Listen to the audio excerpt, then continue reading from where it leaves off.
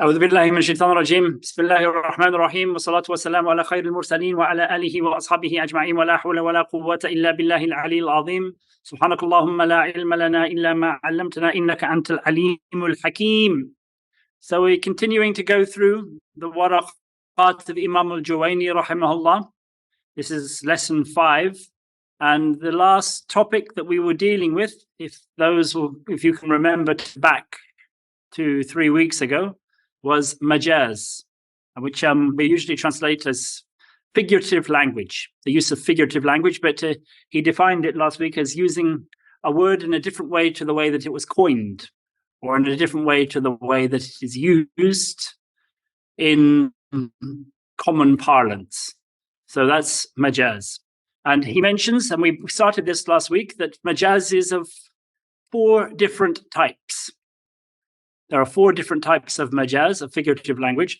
Last time we started with ziyada, which is adding something. And he used the example in the Quran of laysa kamithlihi shay, with the addition of the kaf, which means the same thing as mithl. There is nothing like him. So he spoke about that as being the first example of majaz, and he went through it in quite some detail last time. We're not going to repeat that. So we're going to the second of these 4 that he's mentioned, that are the different types of figurative language. Majaz, which is sometimes translated as metaphor, although strictly speaking, in English, we have different terms for all of these 4 different types of figurative language, or trope, as they're called. Although using a word in a different way to which it is coined is metaphor. So anyway, he says here the second type of majaz, the word majaz comes from the same root as a bridge going across something or going beyond something. So it means going beyond the normal use. The word comes from to go beyond something. So he says the second type, wal majazu bin nuqsan. The second type is majaz with subtraction, with taking something away. Bin nuqsan, mithlu qawlihi ta'ala, like Allah subhanahu wa ta'ala's words, was'alil qaryah. Was'alil qaryah, which is often translated as ask the village. So a qaryah is a village. Was'al is to ask a question of somebody. So he says here, there's something missing here, because you don't ask an inanimate object something, a village. He says, so the meaning here is was'al ahl al-qaryah. Ask the people, the inhabitants of the village. And he says, وَيُسَمَّى هَذَا النَّوْعِ مَجَازَ الْإِدْمَارِ. This type of majaz, a figurative language, is called majaz al-idmar, figurative language by elision, by removing something, by hiding something. He says, وَشَرْطُهُ, and its condition, its requirement, أَنْ يَكُونَ فِي الْمَظْهَرِ دَلِيلٌ عَلَى الْمَحْذُوفِ. In order for you to get away with removing a word completely that would normally be said, he says the precondition for you to do that is that in the general context of the thing that you are speaking about, the obvious, there is an obvious piece of indication, or a dalil, or an indication, or some evidence that of what that removed word is. So it's very clear when you say, for example, he says, كَالْقَرِينَةِ الْعَقْلِيَّةِ, like the rational or the reasonable qarina, which is like a circumstance or connection, the sort of context here, that is the indication, which is indicated by the fact that abniya, which is buildings, la tus'al, cannot be asked about anything. لأنها لكونها, because of their being jimada, inanimate objects. So he says here, in this particular case, the obvious proof that there is a word removed and what that word is lies in the fact that everybody knows, anybody with a brain knows, that inanimate objects can't speak. And so inanimate objects can't be asked anything because they can't respond. So if Allah subhanahu wa ta'ala is commanding us to ask something, he's not going to command us to ask something that won't respond to us. or doesn't have the capacity to respond. So it's clear what is meant, and every language does this, not just Arabic. What is meant is the people of that village. You have that very often. I mean, for example, you might refer to the football team that plays in Anfield as Liverpool. You're not meaning the city itself. You're meaning the group of players that play for that club whose name is that. So, I mean, every language does this. Every language refers to people often by the place they're from or the place where they are. Go to Mecca and ask Mecca about. It's very, very common. So there's obviously something missing there, because in that particular one I mentioned, Mecca can't say anything. But in qila, if it is asked, if there is an objection that is raised, haddul majaz, the definition for majaz, for figurative language, this was the definition we gave last time, the last class. La yusaddaq ala al-majaz is not correct. It doesn't really correctly apply to majaz biziyada wa nuqsan. It's not true to say that if we take the definition that we gave, that doesn't really truthfully apply to, he's saying here, to figurative language when it is removing a word or adding a word. He says here, لأنه لم يستعمل اللفظ بغير موضوعه, because in these two cases where there's a word taken away or a word added, the word is not being used in other than the way that it was coined. And that's the definition that we gave before of majaz. That is, when a word is used in a way other than that for which it is coined, its original purpose, or that a way other than the way that it is used in common parlance or in a particular science. It's being used in a way that you wouldn't normally use it in that particular science, for example. That was the definition that we gave for majaz. He's saying it doesn't really apply here because you're not using any words in their wrong context. You're simply removing a word or adding a word. He's saying, so how can you call this majaz? This is the objection.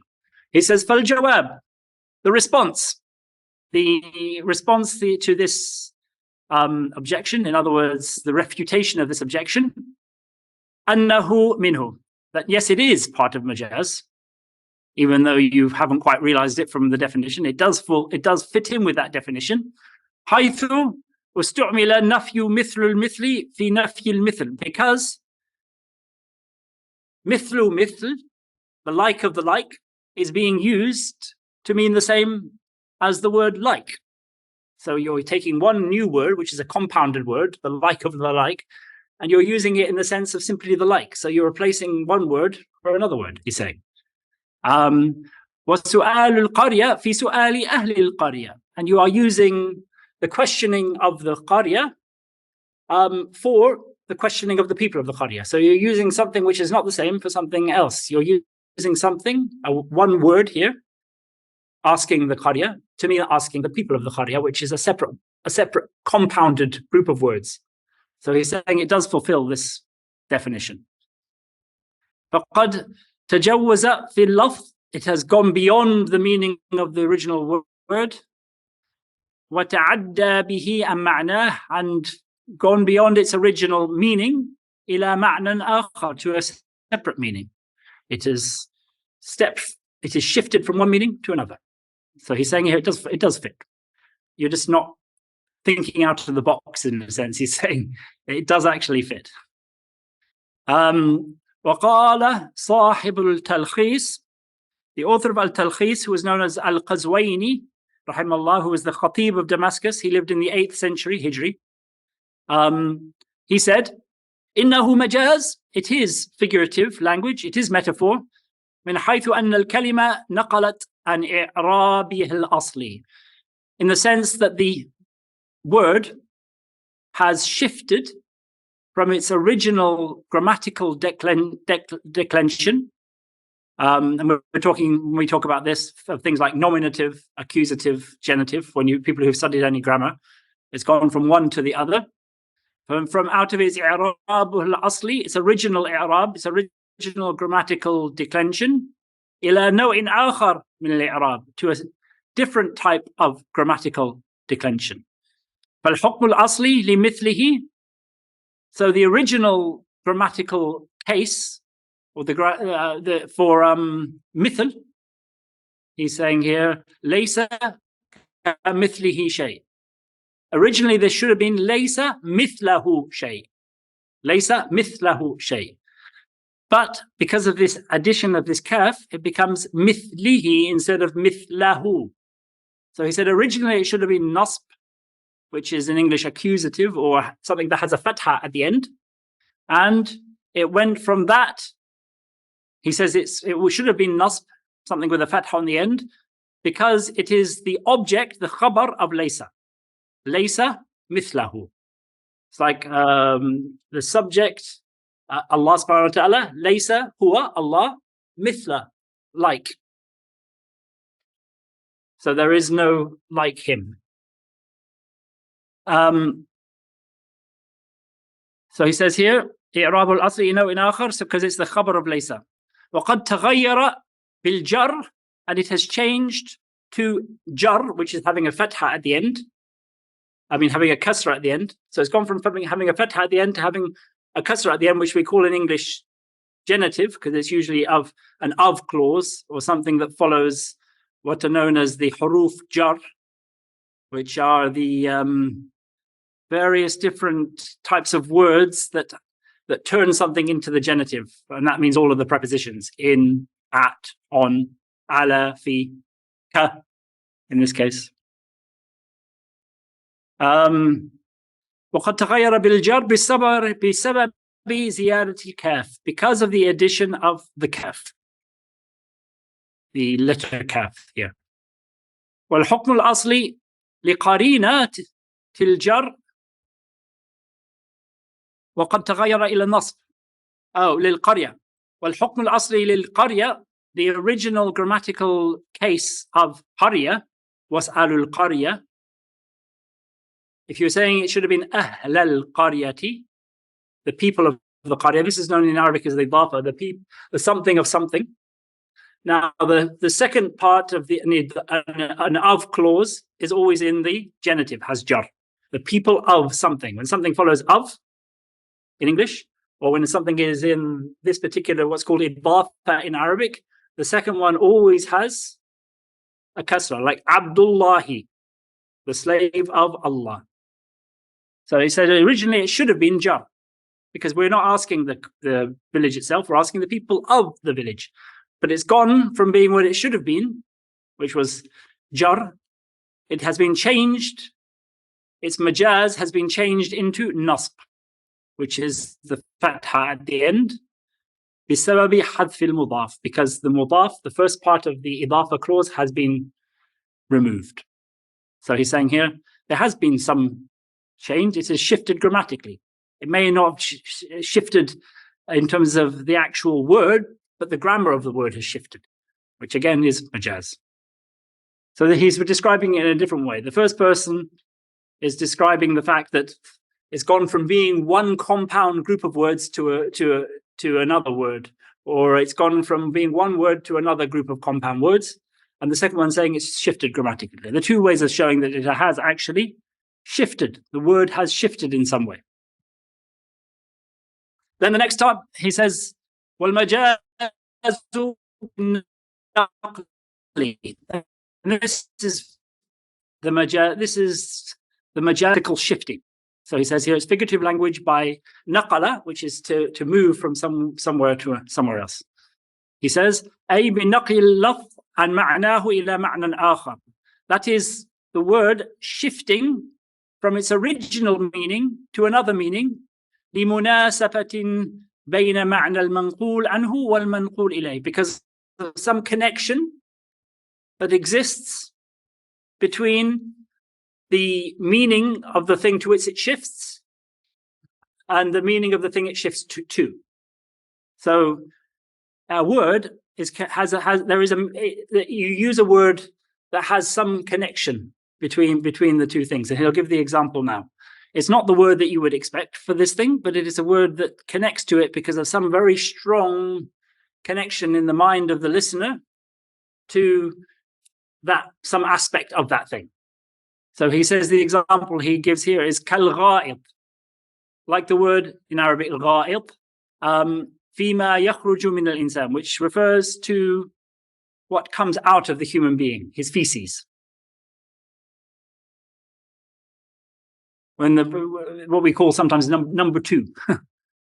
So this word in Arabic that they use for feces, the act of defecating is gha'it. What comes out, the defecation, is gha'it. He says, فَإِنَّهُ نُقِلَ إِلَيْهِ عَنْ مَعْنَاهُ الْحَقِيقِي. This word gha'it has shifted from the original usage of this word gha'it. Gha'it originally had another meaning, but it has shifted to this meaning in the minds of most people. It's common parlance. And that original meaning of this word was هو المكان المطمئن من الأرض. It was a depressed piece of ground, a ground that's flat and slightly lower than the other ground around it. It's like a small area of ground. This was the original meaning of gha'it.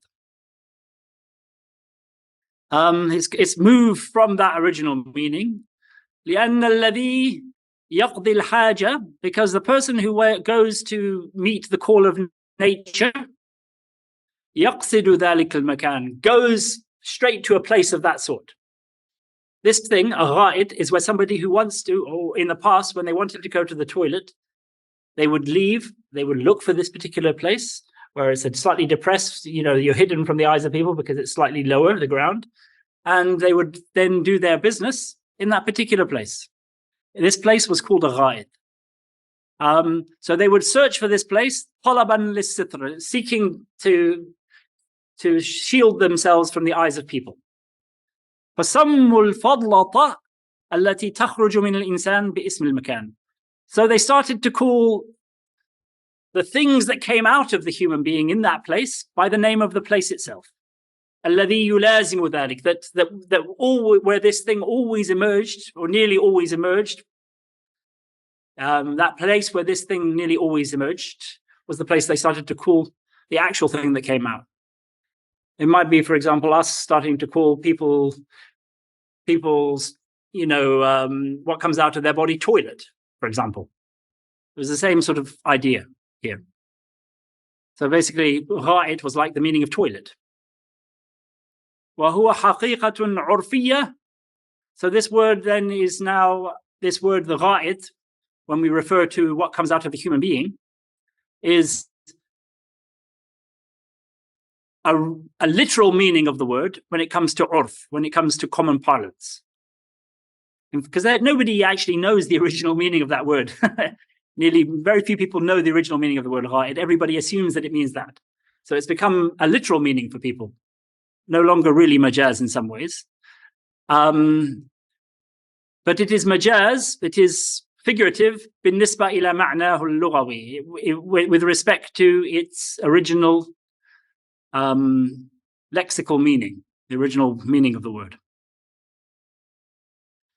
فنقول فقول من قال, those who say إن تسميته مجازا مبني على قول من أنكر الحقيقة العرفية, that those who call this figurative, gha'it being a figurative usage, they call it metaphor. The only people who can do that are those who deny the fact that something can have a literal meaning in common parlance. We mentioned before that with respect to the definition of majaz, of figurative language, there are two schools. One who says that there is a lexical or a linguistic meaning for every word that the language coins for it. And that is the original meaning. And any usage other than that original meaning is metaphor, or is majaz, is figurative. There's a second group of people, which is the majority, who say, no, a word can have a number of different haqiqi, real meanings, non-metaphoric meanings. That can be the original usage of the word, or that can be the common parlance in which a word is used, the urf, or that can be a particular technical usage of the word in different sciences. Or that can be a shar'i use of the word, a use of the word in respect to fiqh. For example, the word salah. as we mentioned before, literally means dua. But meaning the prayer is, according to the second group, not a metaphorical usage of that word. It is a real usage of that word, because that is the sharḥ, what the legal, the law has determined as the meaning for that set of pattern of movements that constitute prayer. So he's saying here, if you're going to call gha'it, this word gha'it, if you're going to call that metaphor, then surely you're basing that on your position that the only type of any word that's removed from its original meaning is metaphor. Whereas I thought you said before that that's not the dominant position. So he's basically, they're asking that question. He says here, those who say that, laysa bidhahir, this is not really apparent. إذ لا منافات بين كونه حقيقة عرفية, since there is no contradiction between a word being both real in term or having a literal meaning in a sort of urfi sense, in a common parlance sense, ومجازا لغويا, and at the same time being figurative with respect to the way that its word was originally coined linguistically. كما عرفت, as you know from what we said before. So he's saying there's no real problem here, because a word can be both literal and figurative at the same time, depending upon the perspective that you're looking at it. وَالْمَجَازُ بِالْإِسْتِعَارَةِ, and he says here the final one, which is majaz with isti'ara. Now, isti'ara literally means borrowing, but it is the usual Arabic word for metaphor. The word that usually would be translated into English as metaphor is isti'ara. He says, كَقَوْلِهِ تَعَالَى, like Allah subhanahu wa ta'ala's words, جِدَارًا يُرِيدُ أَن يَنْقَضَّ, a wall that wants to fall down. A wall that wants to fall down. Irada, which is the thing of having will or having want, which is a quality that only uqala have, those who have aql. Not inanimate objects. You could even say animals could have some level of will, but not something which is inanimate, that has no life of any sort. It's a quality of life, will. One of the qualities of perception and life. So he says here, Allah subhanahu wa ta'ala describes in Surah Al-Kahf, when he's talking about the story of Sayyidina Musa and al-Khidr, they come across a wall that's on the point of collapse. But the way that Allah subhanahu wa ta'ala describes it in the Quran is a wall that wants to collapse. In other words, a wall that's, tending towards collapse. He says, yanqadda, he says, ay yasqut. The word yanqad in Arabic means yasqut, which means to fall down. فَشَبَهَ مَيْلَهُ إِلَى السُّقُوط. He draws a comparison between its leaning to one side to so much that it's about to fall down, بِإِرَادَةِ السُّقُوط, with it wanting to fall down. بِإِرَادَةِ السُّقُوط الَّتِي هِيَ مِنْ صِفَةِ الْحَيِّ. And this irada, this will to fall down, is one of the ways in which a living creature is described. It is a characteristic of the living. دون الجماد, not those things that are inanimate. فإن الإرادة منه ممتنعة عادة. For if something is inanimate, in normal way of viewing things, it is impossible for them to have the quality of will.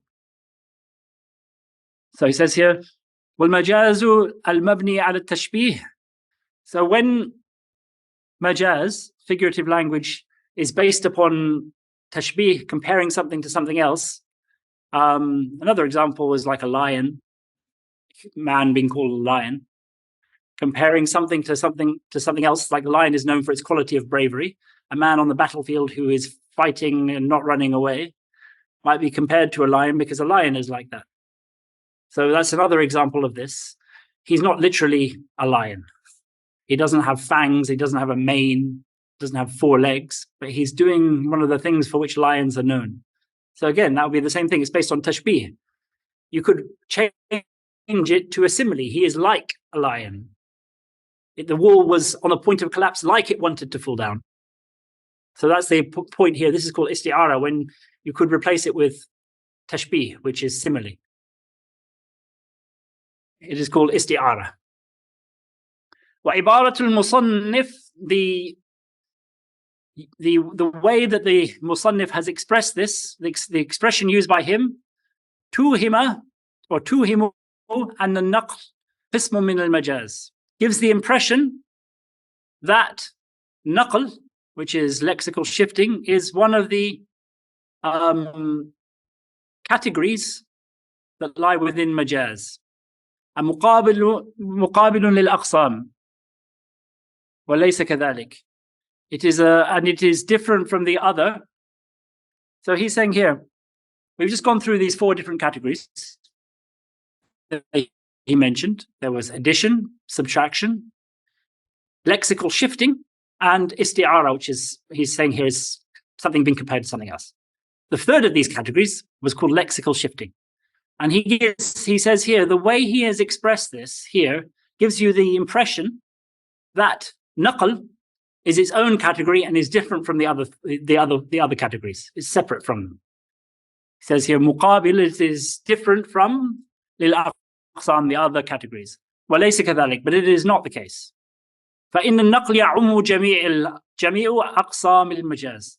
This thing of lexical shifting, of shifting a word from its original meaning to another, or taking one word that has one meaning and using it for a word that has a different meaning, happens in every form of majaz. So because basically, if we remember the original definition, that was the original definition.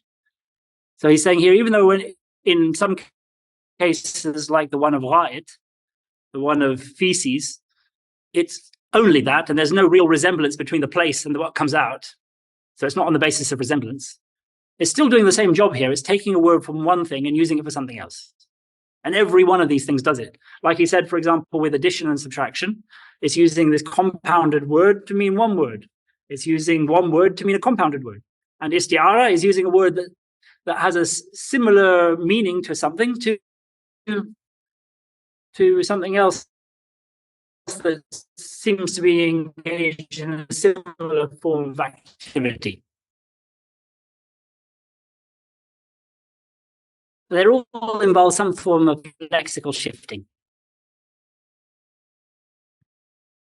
فإن رفيع اللفظ أنه الموضوع إلى معنى آخر. The meaning of majaz, moving the word, shifting the word that which was quite the word that was originally given to it to an enemy. So that's it.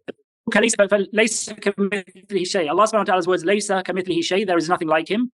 منقول من الدلالة على نفي المثل مثل إلى نفي المثل, is shifts the term of denying, so it's shifting from denying the like of the like to the like. So in fact, we've taken the word like of the like, and its meaning that from which it is shifted is simply the like. There is nothing like Allah. The meaning is not, he's saying, there is nothing like Allah. It's simply an emphatic way of saying there's nothing like Allah. So you've taken mithlul mithl, and you've shifted away from the original meaning of mithl to mithlul mithl, to use that instead. وَقَوْلُهُ وَاسْأَلُ الْقَرْيَةَ, and his words, Allah subhanahu wa ta'ala's words, ask the Qarya. So he's repeating this so it really sinks in. So Allah subhanahu wa ta'ala's words, ask the Qarya, is manqul min ad-dalalati ala su'al al-Qarya ila su'ali ahli al-Qarya, is shifted from what is the apparent wording indicates of asking the Qarya. The meaning itself has shifted from asking the people of the Qarya, which is the intended meaning. So there's an intention where you've shifted from what it should have been, Ahlul Qarya, to Qarya. And why do these things? Because it's the common way of speaking often, or it makes it even more emphatic in certain cases. I mean, if you refer to somebody as a lion, it's more emphatic than simply saying he's brave. So very often using figurative language strengthens the meaning and makes it sort of stick into a person's subconscious or into his understanding much more quickly. ولفظ الغائط منقول من الدلالة على المكان المطمئن المعين إلى فضلة الإنسان. And the word غائط has shifted from a word that indicates a depressed place to the thing that comes out, the feces of the human being. وقوله جدارا يريد أن ينقدم منقول من الدلالة على الإرادة الحقيقي. And the word a wall which wants to fall down has shifted from a word that indicates real desire, real want, real will, which is a human being, which is something that is the quality of a human being, or not just a human being, something that's living, al-Hayy, إلى صورة تشبه صورة الإرادة الحقيقي, to a situation, something happening which resembles that real will in some way. There's a resemblance in what is going on to this real will. The picture that we have formed here is one that's similar. So we've taken a word that indicates something real and used it and borrowed it to put it in this particular position, to refer to something like it. فالمجاز كله نقل اللفظ عن موضعه الأول إلى معنى آخر. In every case, majaz involves shifting a word from its original meaning to another meaning, from the original meaning for which it was coined to another meaning. لكنه قد يكون مع بقاء اللفظ, but in some cases that word remains على صورته من غير تغيير. That word remains exactly as it was without changing it in any way. The word lion, for example, he's a lion on the battlefield. The word lion is used exactly the same as if a real lion was the one who was on the battlefield. وهذا المجاز العارض في الألفاظ المفردة. And this is when the majaz happens to individual words.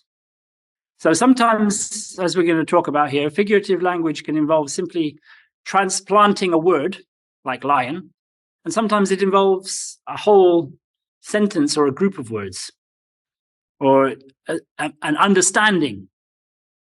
So you have figurative language that involves simply the transplanting of a word, and you have figurative language that involves changing a sentence in some way. كنقل لفظ الأسد من الحيوان المفترس إلى الرجل الشجاع. He says, like taking, transplanting the word for a lion, which is that sort of beast of prey, to a brave man. So that's the example I gave earlier. He mentions it here. ونقل لفظ الغائط من المكان المطمئن إلى فضلة الإنسان. And taking the word غائط from being a depressed piece of ground to being the feces of the human being.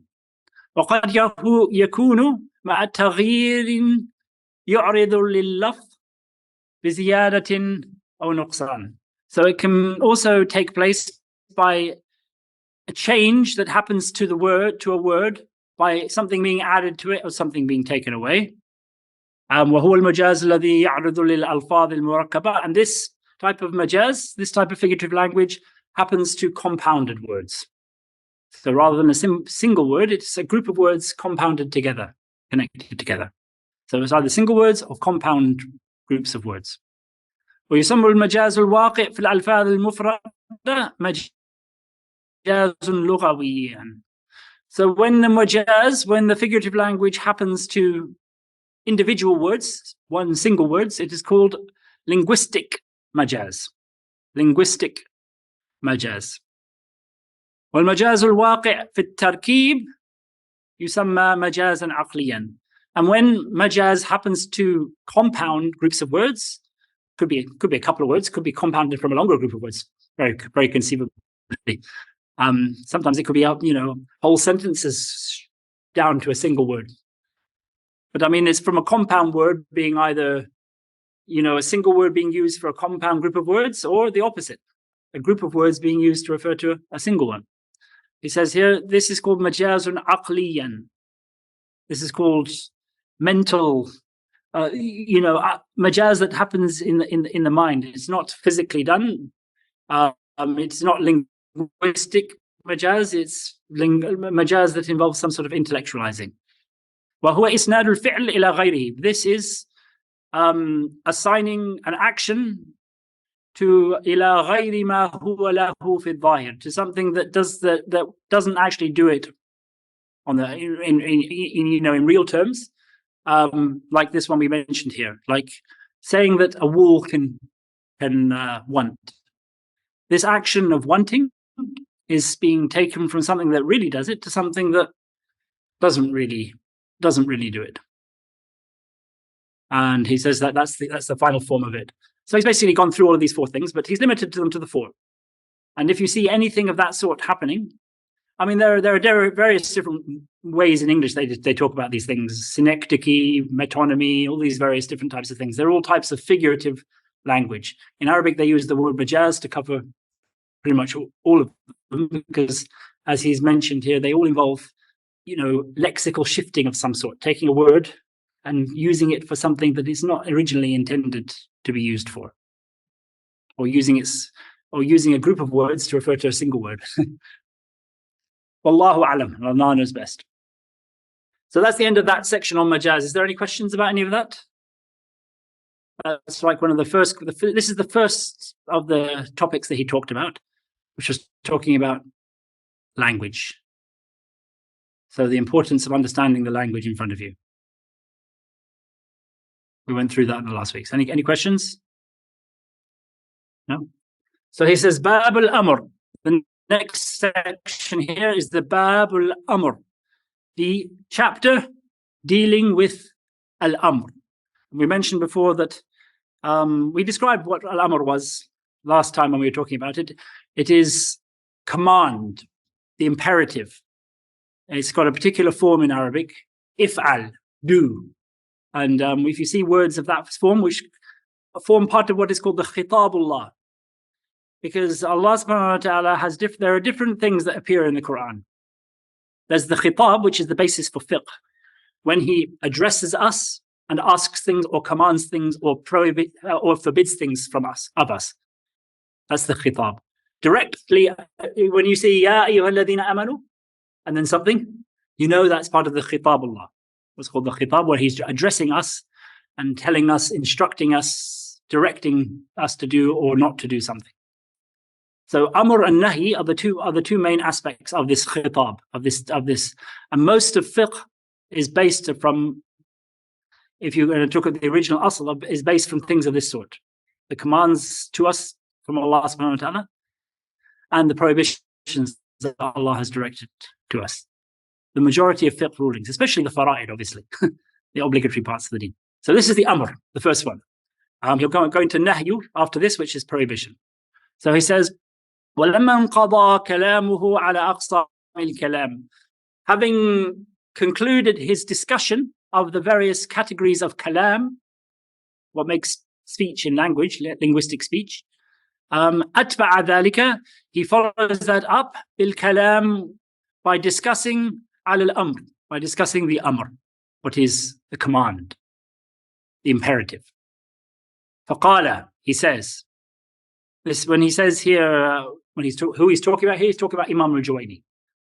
So when he finished talking about that, he's starting to talk about this. He's talking about Imam al-Juwayni, rahimahullah. So this is the next bit is the words of Imam al-Juwayni. He says, wal amru, the command, is istid'a'ul fi'l bil qawl, is demanding the action of somebody with words. So you use words to ask somebody else or demand of somebody else that they do something. And it is this happening, he says here, liman huwa dunahu, from somebody who is high to somebody who is lower. So when you are above somebody, it's called amr, when you direct them to do something. When you use words to encourage the action of somebody, it's called a command when you are in a position of authority over that person, or you are higher than that person. Ala sabil al-wujub, so when it is obligatory. So you're asking them in a manner in which it is making it an obligation on them to do it. This is when it's called amr. You can ask somebody as a request, and it's not an obligation on them. That's called mandub. You can, and also this particular form of Arabic, you can ask something of somebody, but you're not actually asking it of them. You're simply giving them the permission to do it. And there are examples that he'll come to. When you use this form in Arabic, it could be you are demanding something of somebody and it's an obligation on them. It could be that you are requesting it of them. And it could be that you are simply giving them the permission to do it. When you use it's exactly the same sigha, as they call it, the same form, the imperative form in Arabic. He says here, بأنه لا يجوز له الترك. So when you says على سبيل المثل, على سبيل الوجوب, it's something that's an obligation on them. It means you're asking in a way that they cannot say no. They cannot refuse. They cannot not do it. It's not permitted for them to not do it. When it's a command, when you tell somebody to do it, they can't just say, nah, I'm all right, thanks, boss. I don't have to do that. No, when somebody is above you and they have demanded something of you in a manner which is obligatory, you don't have any option of saying no.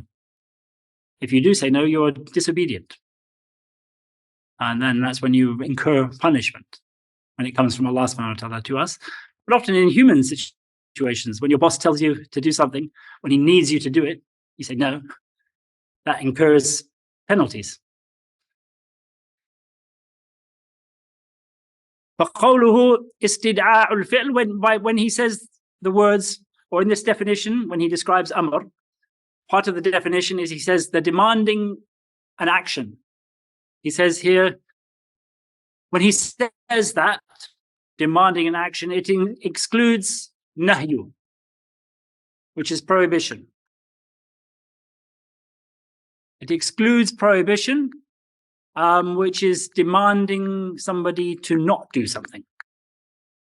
So he says here the difference, by adding in his definition, demanding the doing of something, that excludes prohibition, which would be the opposite, demanding the not doing of it. So he's saying here this definition is good for amr and excludes nahyu, because it couldn't be true for nahyu, because nahyu is not doing something, not doing it. Is that clear?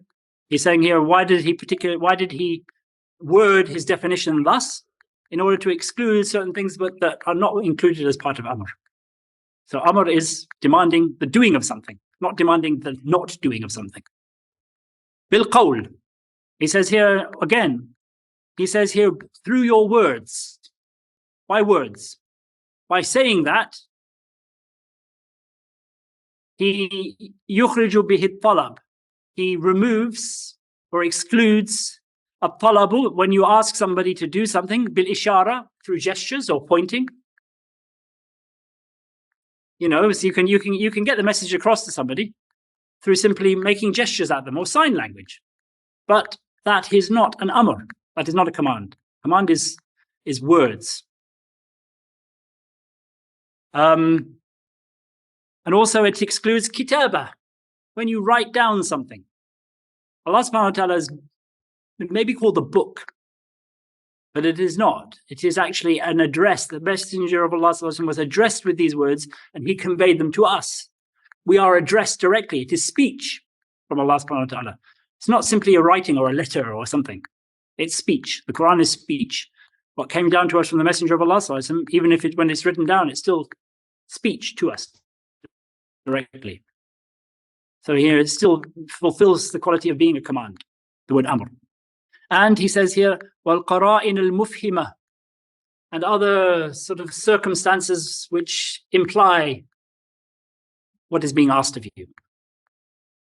It's just happened, whatever those circumstances are, if they give you the indication that that is what is being asked of you, maybe somebody alludes something to you, that's not a direct command here. The amr is direct.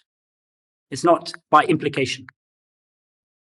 He says here, وَقَوْلُهُ, so he's saying here, the definition is excluding these things. You know this is not what he means when he says amr, because of this definition that he gave. وَقَوْلُهُ لِمَنْ هُوَ دُونَهُ, and by saying to those who are beneath him, يُخْرِجُ بِهِ الطَّلَبْ مِنَ الْمُسَاوِي, he excludes somebody on the same level asking something of somebody else. So two people are on the same level and one says something to somebody else. that is what's called in Arabic, as he's going to say here, it's called iltibas, basically asking or requesting or hoping for something from somebody, but it's not a command, because two people on the same level I don't mean they're just colleagues, but in that particular thing that they are discussing, they are on the same level. One has no more right than the other one to demand, because they're equal. So if you have an equal responsibility for something, you can't command the other one to do it. You can simply ask and hope that they do it. So that's when people are at the same level. That's not amr. Wal-a'la, when somebody is above you. So here you're addressing somebody who is higher than you. When you address somebody who's higher than you, you don't tell them what to do. You might use the same words, but it's not amr. You can't tell your boss to tidy your desk, whatever it is. And you can't tell Allah subhanahu wa ta'ala. So when we speak to Allah subhanahu wa ta'ala, what is it called? Supplication. So when it's from somebody who's low to somebody who's high, it's called supplication. Dua. When it's from somebody who's the same level, it's called iltimas or talab, making a request, basically. And when it's from somebody high to somebody low, it's command. So he's excluded those other possibilities from this. فَلَا يُسَمَّى ذَلِكَ أَمْرًا. That is not called an amr. بَلْ يُسَمَّى الْأَوَّلِ iltimasan. The first is called iltimas, like asking or requesting or hoping for, seeking. وَالثَّانِي دُعَاء وَسُؤَالًا. And the second is called supplicating and petitioning somebody. وَهَذَا قَوْلُ جَمَاعَةٍ مِنَ الْأُصُولِيِّينَ. This is the position taken by a large group of the people of usul. The major group, the main part of the people of usul took this particular position. So this is what he meant by amr. It's only obligation. Well, mukhtar, but he says actually the preferred position, however, is not that. Well, mukhtaru annahu la yu'tabaru fil amr al-ulu. This particular thing, al-amr, what we call al-amr, command, it doesn't matter whether somebody is high or low for it to fulfill the condition of being amr. وَهُوَ أَنْ يَكُونَ الطَّالِبُ أَعْلَى رُتْبَةً مِنَ الْمَطْلُوبِ. So he says here, it doesn't have to be that the talib, the man making the request, has a higher level, a higher station than the one who is being asked. وَلَا الْإِسْتِعْلَاء. Nor does it require, nor is the fact of isti'la considered here. So ulu is when somebody is actually higher than somebody else. Isti'la is when somebody views themselves as being higher than somebody else, without any real basis for them to think it. Some people are like that. They have arrogance. They think everybody is beneath them, even when that's not true. So the first is when somebody really is above you. And the second isti'la is when somebody is not actually above you, but they think they are. Or sometimes they are above you and they also think they are, which would be they have an element of isti'la. وَهُوَ أَنْ يَكُونَ الطَّلَبْ عَلَى سَبِيلِ التَّعَاظُمِ. And that's when the request is on the basis of somebody viewing themselves as being greater than the other. وَالْفَرْقْ بَيْنَ الْعُلُو وَالْإِسْتِعْلَاء. The difference between ulu, which is being higher, وَالْإِسْتِعْلَاء, viewing yourself as higher, and الْعُلُو كون الآمر في نفسه على درجة, is that when somebody has ulu, when somebody is ali, above somebody, a'la, is when that means that the one who is making the command in himself has a higher degree than the one who is being asked. Like Allah subhanahu wa ta'ala to us. There's no comparison. Allah subhanahu wa ta'ala is the a'la. والاستعلاء أن يجعل نفسه عاليا. Whereas isti'la is to make yourself high, bitakabbur, by arrogance or something else, or to think yourself of being as I said before, basically viewing yourself to be better or above others beneath you. وَقَدْ لَا يَكُونُ فِي نَفْسِ الْأَمْرِ كَذَلِكَ. And it might well be that that is not actually the case. فالعلو من صفات الآمر, thus ulu being having this quality of being above is one of the qualities of the person who makes the command. He says here, wal-isti'la, whereas isti'la, this thing of viewing yourself as being high, is simply one of the qualities of his speech. It's got nothing to do with him. He's not high or low, but the type of speech that he's using is an assumption of height or low. So it's a quality of the speech, using speech that indicates that you are above somebody, but it's not a quality of the person at all. So I mean, he's just simply saying there's two ways that this happen. One of them is a real thing, one of them is not a real thing.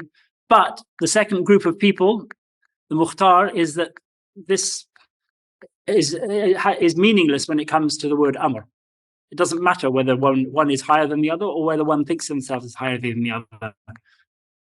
In fact, at the same level, he's saying the same word amr can be used. That's what he's saying here. وقوله على سبيل الوجوب. So there's two positions basically he's saying.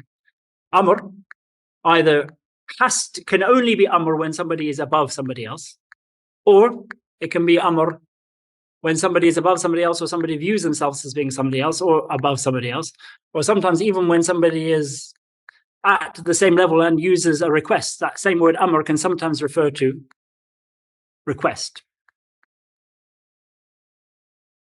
وقوله على سبيل الوجوب. And when he says على سبيل الوجوب, in a sense of making something obligatory on somebody, bringing obligation on them, he says يخرج الآمر على سبيل النضب. By that he excludes somebody who asks somebody on the basis of nadb, which is recommending it. بأن يجوز الترك, because when you say nadb, you give somebody the permission of leaving it. So here, the position here is that amr is. So the things that he's excluded here, let's be clear about it. Firstly, that from this definition that he's giving, amr only refers to obligation. Secondly, it must be from somebody who's above you, not simply from somebody who thinks he's above you.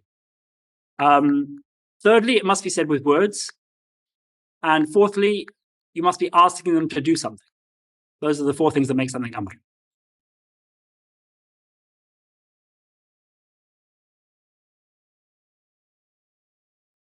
وقوله على سبيل الوجوب, we did that bit. واقتضى كلام المصنف أن المندوب ليس مأمورا به. So by what the musannif, the author, Imam al-Juwayni, says here, he gives us the impression, or he basically, his words here necessitate that something which is mandub, something which is recommended, is not something which is commanded. It's not something which is, there's an amr for it. وفيه خلاف, but there is a difference of opinion about this. مبني على أن لفظ الأمر حقيقة في الوجوب. Based on the fact that this difference of opinion is based on the fact that the word command, its literal meaning, yes, is one of obligation, but it also has the qadr. There is something which is shared between ijab, which is making something obligatory on someone. So fil qadr al-mushtarik, or is the meaning of the word here to do with the degree to which there is a shared meaning between ijab, demanding something of somebody on an obligatory sense, when nadb, which is making something, recommending somebody do something. He says here, وَهُوَ طَلَبُ الْفِعْلِ, and that is asking them to do the action. So in both these cases, obligation and recommendation, what are you doing? You are asking somebody to do something. Yeah? If I tell you to do something, or I recommend that you do something, in both cases, I'm presenting you with an action and suggesting to you that you do it. Both cases have that. The level to which I'm suggesting it of you is the difference. وَقِيلَ إِنَّهُ حَقِيقَةٌ فِي النَّجْمِ. It is also said that the word amr also literally applies to encouragement, encouraging somebody, recommending somebody to do something. وَقِيلَ غَيْرُ ذَلِكَ. And there are other positions that are taken. Because as I said, the word amr is even used because the form is called the fi'l al-amr. And that fi'l al-amr can be used for all of these things.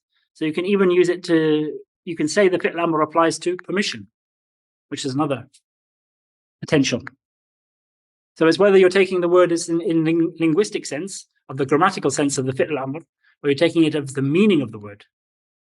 And there are different views upon even the meaning of the word. As I said, sometimes people say it's only obligation, and others say it includes recommendation because they both have the request, talab, for an action. وَصِيغَتُهُ, its grammatical form is a sighatul amr, the imperative form, the sigha, the form of the command, the way that we indicate command through words is the form if'al.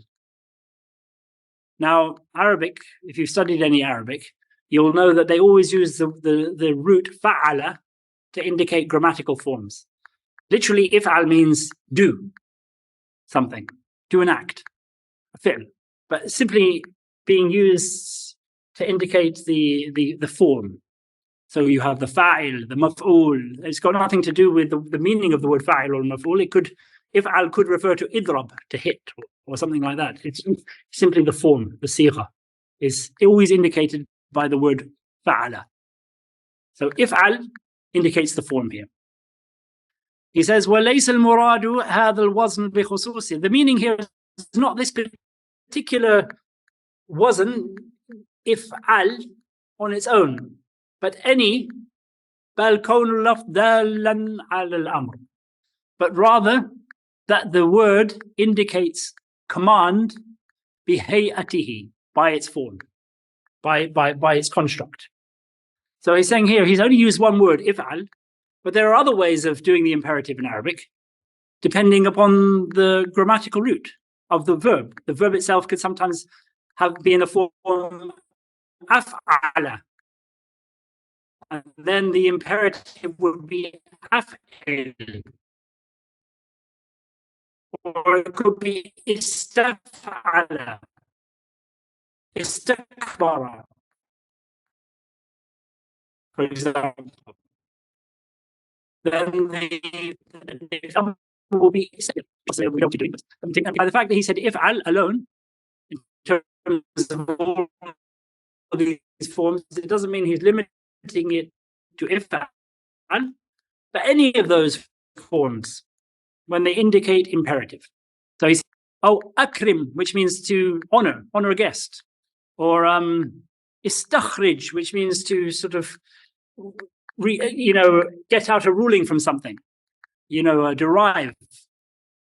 But that's not the same form as if'al, is it? If'al doesn't fit into istakhrij. So he's saying here it's not limited to if'al. It's any particular form that in Arabic indicates the imperative. Wa liyunfiq. And another way it's done is through the lam al-amr. The lam that you add at the beginning of a verb in the mudari, in the imperfect, which also gives the indication of a command. So sometimes it's if'al, and sometimes it's through adding this lam at the beginning. لِيُنْفِقْ ذُو سَعَةٍ مِّن سَعَتِهِ, which is what he's indicating here, that the person who has the means must spend from their means on somebody else, must give them infaq, must give them maintenance. So that's لِيُنْفِقْ, has the same thing as if'al. It's a slightly different form. وَلِيَقْضُوا تَفَثَهُمْ وَلِيُوفُوا نُثُورَهُمْ وَلِيَطَوَّفُوا بِالْبَيْتِ الْعَتِيقِ, which is from Surah al-Hajj, which is talking about the various different things relating to going on Hajj. Just remind myself of this particular.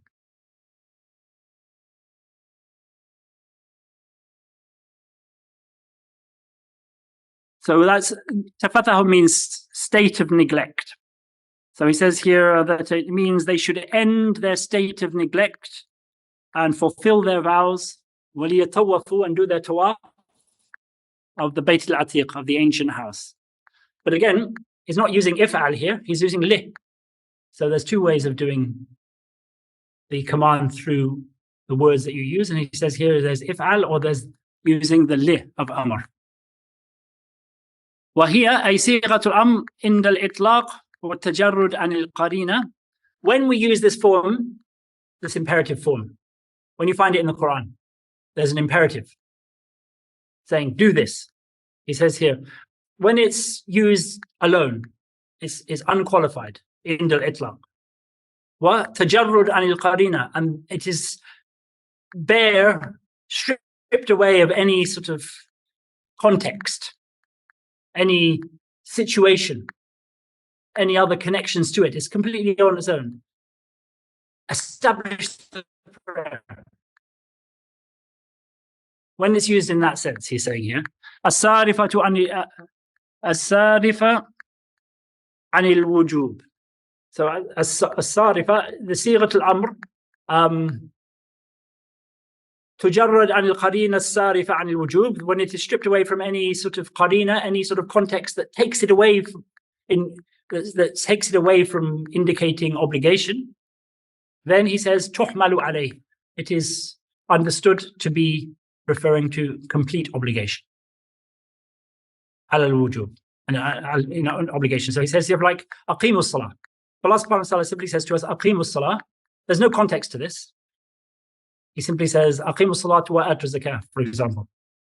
When you get a command like that, if there's no context either in the words that are used around it, or whether it's through some wider context, the actions of the people, or so on and so forth, or that you know it's not referring to obligation, then you have to understand it to mean obligation. It's a general rule here, that if there's a command from Allah subhanahu wa ta'ala, and there's no indication that it's not obligation, then it's obligation. If there's context to indicate that it's not obligation, then you move from obligation to whatever the context indicates. إلا ما دل الدليل على أن المراد به الندب. Except when there is some dalil, some indication, some proof, على أن المراد منه, that the desired meaning of what Allah subhanahu wa ta'ala is saying there is nadb, is recommendation, is encouragement. نحو فكاتبوهم إن علمتم فيهم خيرا, فكاتبوهم إن علمتم فيهم خيرا.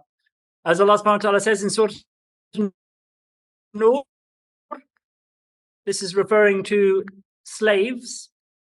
When you own people, Allah subhanahu wa ta'ala addresses us, the mu'minun, saying, Katibuhum, give them a kitaba contract, which is a contract whereby they can pay off their bond bit by bit. They agree to pay installments over a period of time, at the end of which they have their freedom. He says, Allah subhanahu wa ta'ala says, Fakatibuhum, give them this kitaba contract, in alimtum fihim khayra, if you know of good in them. So this is, Katibuhum is a fi'lu amr, is an imperative. Does that mean that the fact that Allah subhanahu wa ta'ala has said this, that every time we have a slave, we must automatically, if we find good in them, we have to allow them to pay off their bond, or we have to enter into a contract? No. He says here, لأن المقام يقتضي عدم الوجوب, because the particular context here, in which this is being said, or the circumstances in which this is being said, require there to be no obligation, because kitaba is one of the mu'amalat. Because kitaba, this particular contract, is a type of transaction, and you can't make transactions obligatory on people. Yes, there are things that they have to do when they enter into a transaction, but you can't say that person has to be, or let's say somebody has a house, that person has to sell his house. No, it's an option. So like most mu'amalat, they have the choice. And he says here,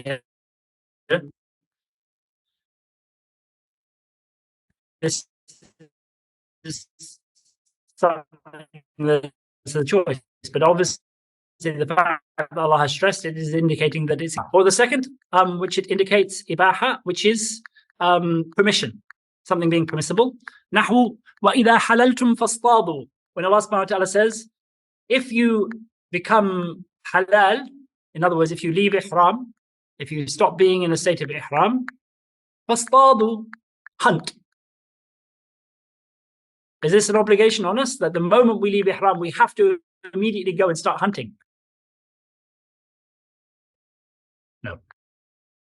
So he says here, فَإِنَّ الْإِصْطِيَاضَ أَحَدُ وُجُوهِ التَّكَسُّبِ. Hunting is one of the ways by which people look after themselves and earn livings, and look after their needs. Get the food to nourish themselves that they need, or to get the means by selling it. So it's one of the ways that a person earns his livelihood, hunting. وَهُوَ مُبَاحٌ, and is permissible. Hunting is a permissible thing to do. Everybody knows that hunting is permissible. If everybody had to hunt, then you would have nobody doing other things that needed to be done in society. So it's a choice that people can make when you're choosing what you want to do with your life.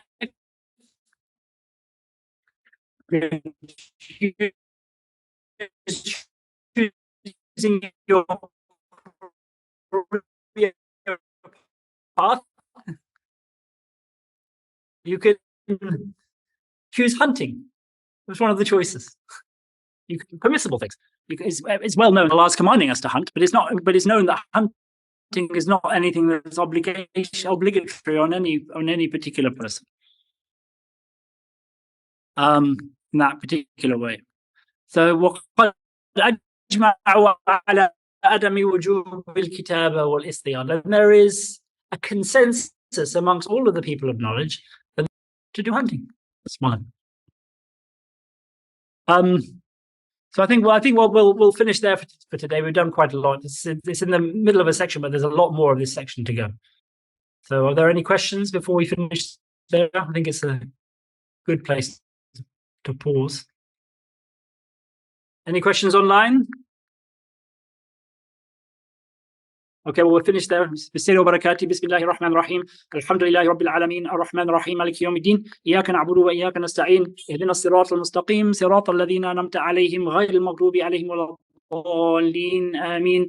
Allahumma salli ala sayyidina Muhammadin abdika wa rasulika an-nabiyil ummi wa ala alihi wa sahbihi wa sallim taslima. Subhana rabbika rabbil izzati amma yasifun wa salamun ala al-mursalin. Walhamdulillahi rabbil alamin. Assalamu alaikum.